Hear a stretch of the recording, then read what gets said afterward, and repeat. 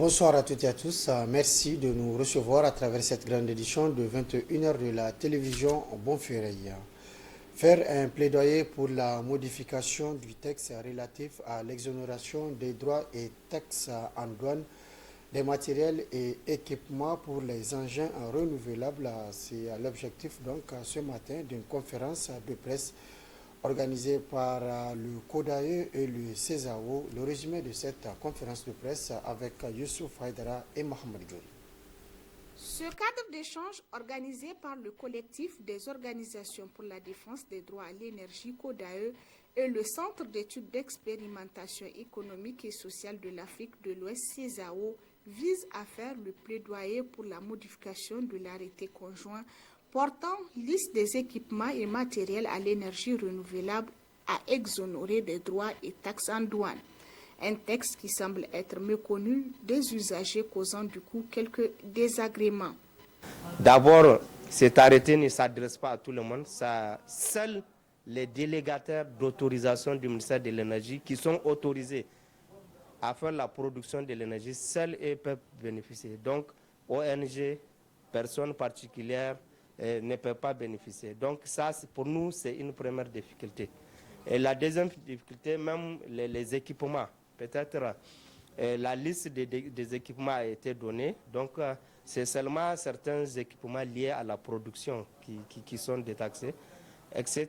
Et maintenant, même les conditions pour avoir cet agrément du ministère de l'Énergie, il y a encore d'autres procédures à suivre. Les conditions, la liste de matériel à exonérer, l'état de lieu de l'arrêté, de long en large, ont été expliqués au public. Pour pouvoir bénéficier de cette exonération, en réalité, comme je l'ai dit, selon l'article 68, il n'y a que les délégataires qui peuvent bénéficier de ces exonérations. Mais puisque la loi a été muette, la loi ne m'a pas dit systématiquement il faut avoir une convention avec l'État ou une convention de production ou de distribution. Donc cet arrêté, il est devenu, comme on le dit, une clé passe-partout. Donc toute personne physique, l'avantage de cet arrêté, personne physique ou morale, qui remplit un certain nombre de conditions, peut bénéficier des exonérations prévues au niveau de cet arrêté. Donc, pour bénéficier, il y a un arrêté également qui a été pris par le ministère de l'Énergie qui donne les modalités, qui décrit les conditions d'obtention de ces exonérations. Notamment, la première condition, il faut une demande manuscrite adressée au ministre de l'Énergie.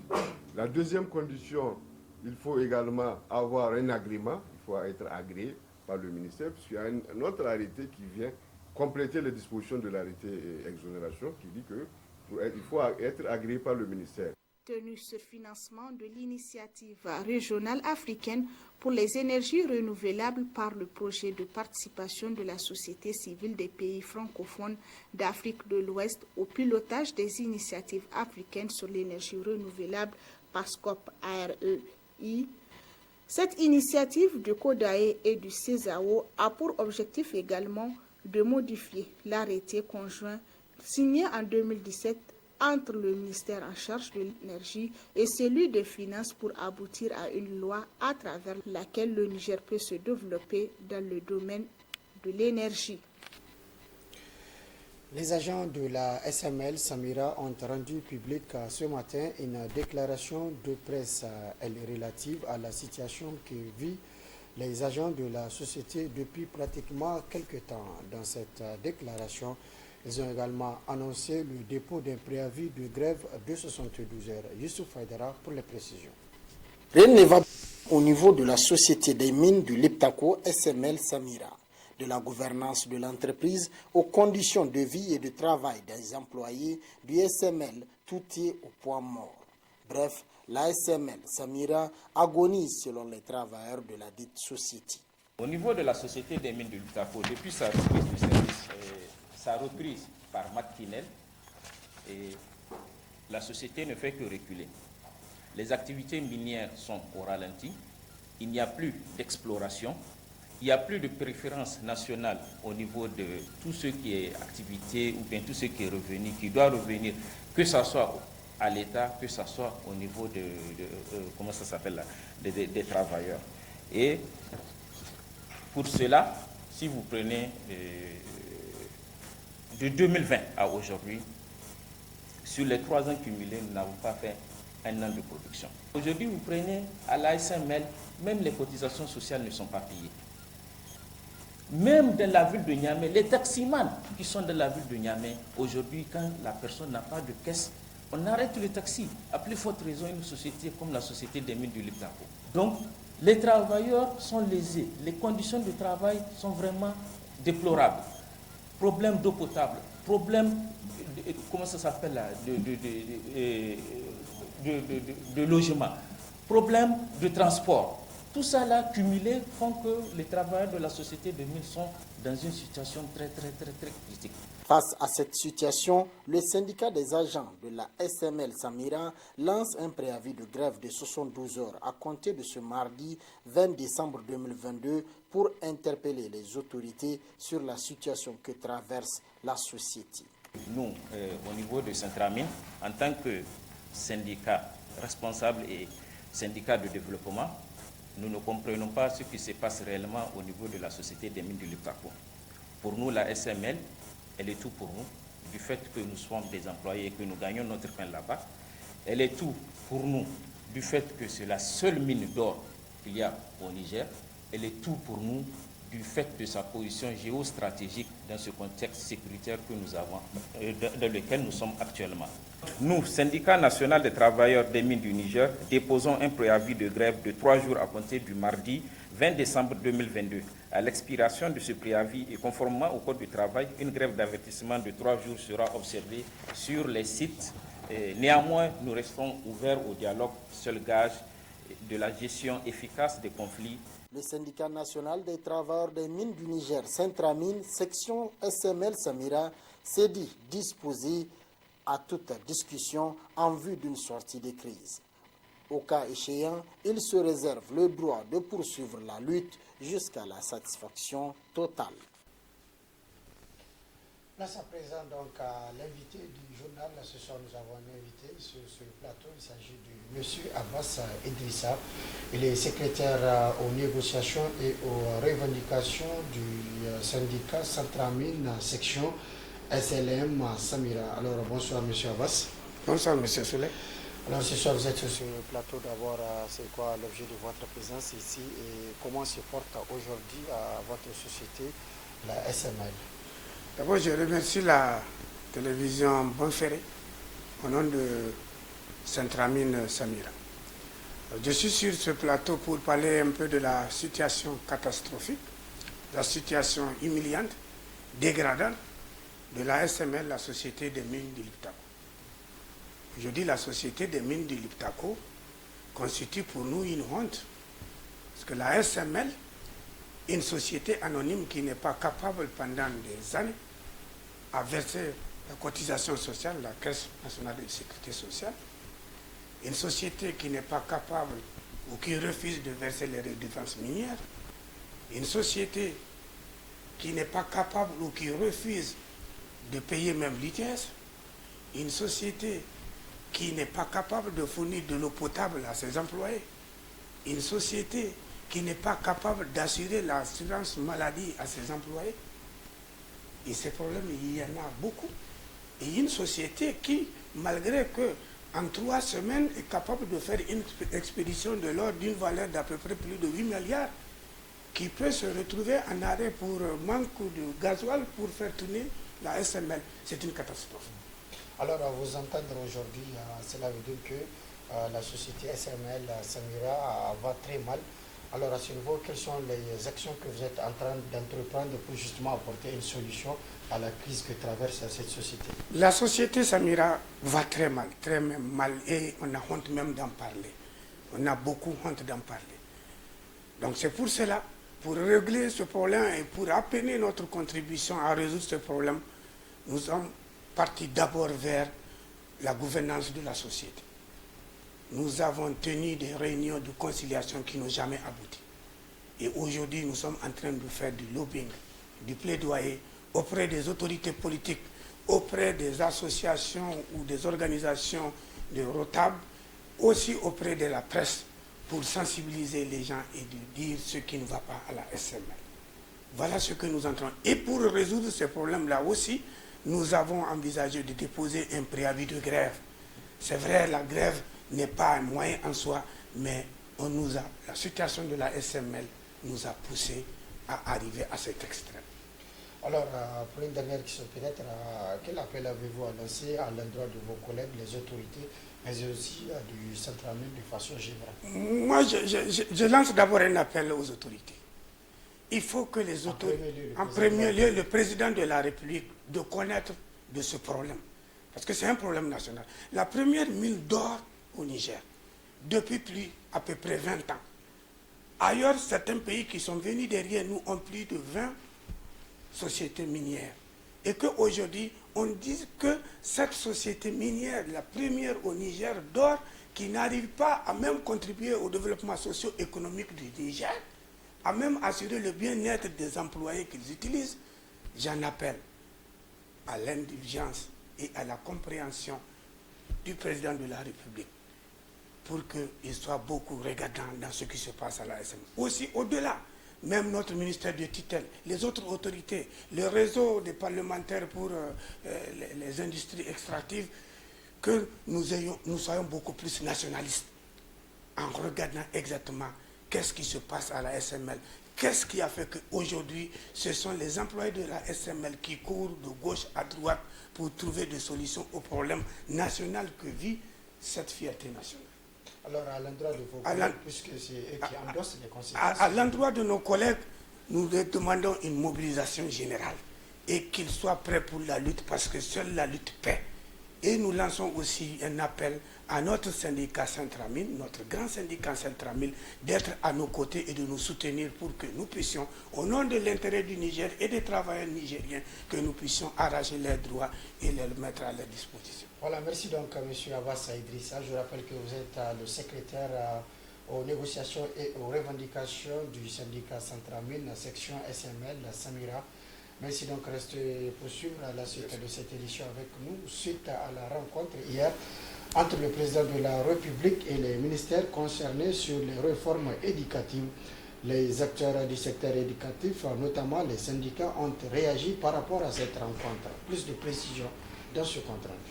Ce sont les vrais acteurs du système éducatif nigérien, notamment les syndicats du secteur éducatif, que la réunion autour du président de la République sur les réformes éducatives du Niger s'est déroulée hier 19 décembre 2022 au palais de la présidence. Dans cette dynamique, le chef de l'État a donné les grandes lignes de la rencontre.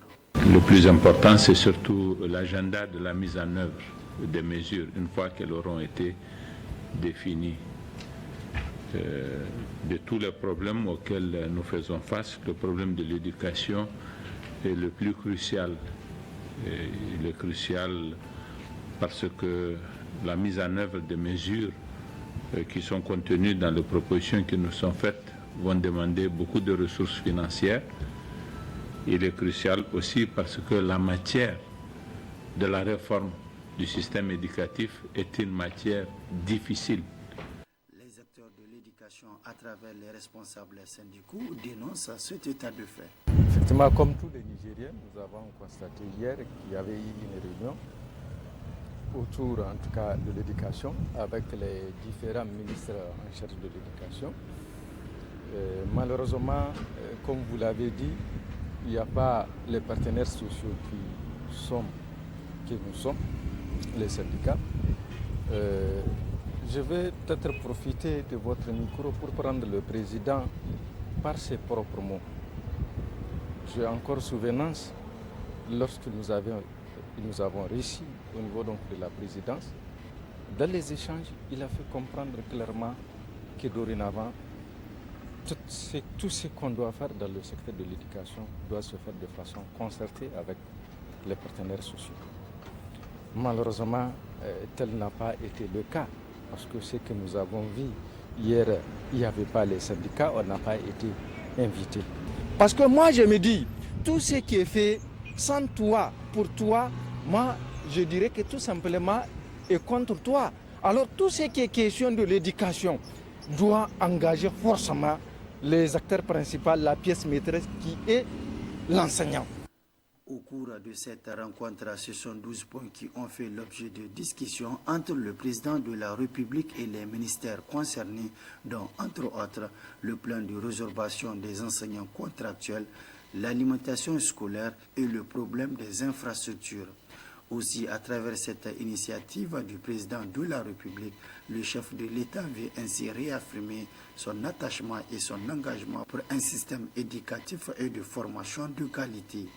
Aussi, les syndicats du secteur éducatif exigent de plus au gouvernement le respect du protocole d'accord de février dernier, un accord qui souffre depuis près d'un an avec un taux d'exécution de moins de 5%. Autre aspect de cette édition, le directeur de cabinet du Premier ministre, chef du gouvernement, a présidé ce matin l'ouverture de la première session ordinaire du comité de pilotage du projet intégré de développement urbain et de résilience multisectorielle. D'autres détails dans ce compte rendu.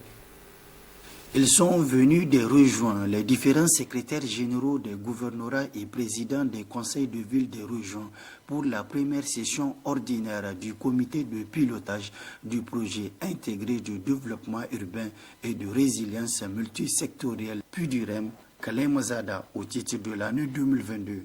Une rencontre qui se déroule un mois après l'installation du comité de pilotage du projet, l'occasion pour le coordinateur de ce projet de faire la présentation du projet. Le PUDUREM, c'est un projet qui s'inscrit dans les priorités du gouvernement en termes de renforcement de la décentralisation, de la résilience et du développement urbain. Donc sa date de mise en vigueur est intervenue le 4 octobre 2022. Pour une durée de 6 ans. Et les principaux bénéficiaires du projet sont les populations urbaines qui vivent dans les zones urbaines et périurbaines. Donc ces populations sont situées dans 25 communes urbaines, dont 14 vont recevoir à la fois des investissements structurants et une assistance technique, et 11 recevront uniquement le renforcement de capacité, donc une assistance technique dans ce cadre. Le projet est basé sur 4 composantes et contribue à une meilleure amélioration des conditions de vie des populations, selon le directeur de cabinet de la primature. Composante numéro 1, augmenter la résilience aux inondations et améliorer l'accès aux services de base. Composante numéro 2, améliorer la gestion urbaine. Composante numéro 3, intervention d'urgence. Composante numéro 4, soutien à la gestion et au suivi du projet. Cette session consacre le démarrage des activités du projet. Il sera également question du calendrier des activités du projet 2022-2023 et le budget annuel. Le projet PUDUREM pour cette première session mettra l'accent sur la mise en place des comités techniques et l'installation du projet. Le projet PUDUREM est évalué à 17 milliards de francs CFA. L'ONG AXA Afrique Verte Niger, en collaboration avec ses partenaires financiers, organise depuis ce matin au CCOG de Niamey une brousse agricole entrant dans le cadre de la mise en œuvre du projet sécuritaire alimentaire et nutritionnel et changement climatique au Sahel. Objectif de l'ONG est de contribuer à l'accroissement de la sécurité alimentaire et nutritionnelle au Niger dans le secteur agro-silvo-pastoral et halieutique, principalement pour les femmes et les jeunes dans un contexte de changement climatique. Abdelaziz Mahamadou et Omar Boukari pour les précisions. Cette bourse agricole est organisée par l'ONG AXA Afrique Verte Niger en faveur des acteurs du secteur agricole des régions de Tillabéri et Niamey. Elle intervient après celle organisée à Zander en décembre 2021 et s'inscrit dans le cadre de la mise en œuvre du projet Sécurité alimentaire et nutritionnelle et changement climatique au Sahel, financé par Affaires mondiales Canada à travers l'Organisation catholique canadienne pour le développement et la paix. Dans le domaine de la production, AXA facilite l'accès des producteurs aux intrants. Elle appuie notamment les organisations paysannes à produire elle-même des semences améliorées adaptées aux zones agroécologiques, à produire les fertilisants organiques par le moyen du compostage et à acquérir des engrais. En ce qui concerne le volet transformation, AXA Afrique Verte apporte de multiples appuis aux femmes engagées dans cette activité notamment.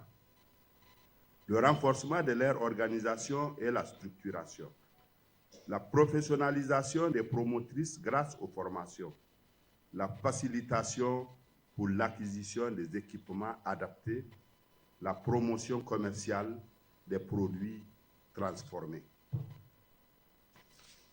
Pour dynamiser la commercialisation des produits locaux, AXA organise régulièrement des bourses agricoles afin de fluidifier les échanges des zones excédentaires vers les zones déficitaires.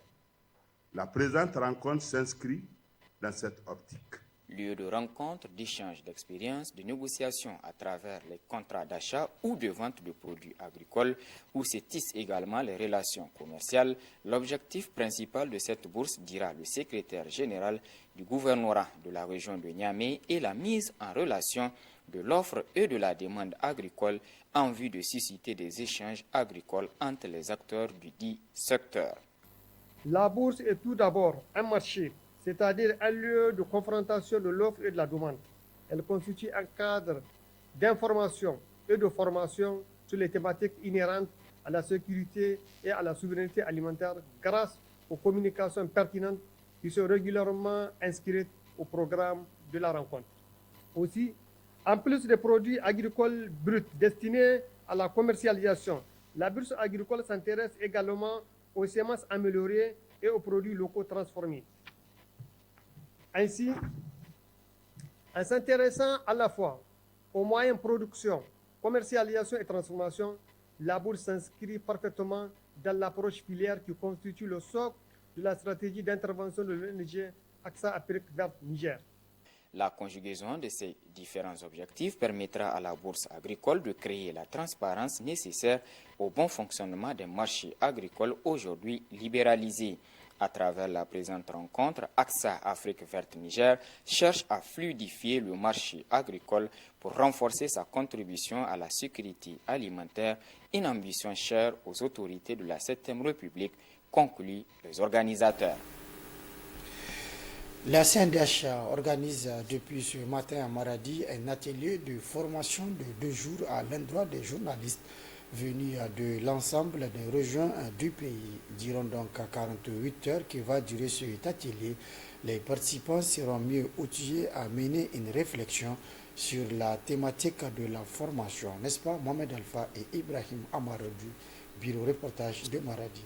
Le 20 décembre 2022, les hommes et femmes de médias sont en renforcement de capacité dans la région de Maradi sur les insuffisances des survivances des dispositions liberticides dans la loi portant répression de la cybercriminalité au Niger. Les participants seront édifiés sur plusieurs sujets pendant 2 jours. Une initiative de la Commission nationale des droits humains, CNDH. Cette rencontre s'inscrit dans le cadre de la mise en œuvre du projet renforcement du dispositif de promotion de la protection des droits humains au Niger, fruit du partenariat entre la Commission nationale des droits humains, CNDH, et la délégation de l'Union européenne. Les objectifs visés à travers ces journées consisteront non seulement à relever les insuffisances de ces textes, mais aussi à formuler des recommandations. Ainsi, pendant 2 jours que dureront cette rencontre, vous serez appelés à parcourir ces textes afin de relever ces insuffisances. En s'exprimant, le gouverneur de la région de Maradi a souligné toute l'utilité de la session de formation qui vise à outiller les participants. Il les a exhortés d'être attentifs aux différents exposés. En initiant ces journées d'échange sur les textes régissant la cybercriminalité, il vous appartiendra de réfléchir sur les tenants et aboutissants des textes irrelatifs dans la perspective de contribuer à leur meilleure compréhension. Je vous invite donc à donner le meilleur de vous-même pour mûrir les réflexions et formuler des recommandations. Cet atelier de 2 jours de la CNDH se veut comme un cadre idéal pour la défense des droits humains, surtout d'améliorer davantage le droit à la liberté de presse et d'expression. C'est la fin de cette édition. Merci de l'avoir suivi à toutes et à tous. Prochain rendez-vous de la rédaction demain, Inch'Allah, à partir de 12h30. Très bonne réception. Au revoir.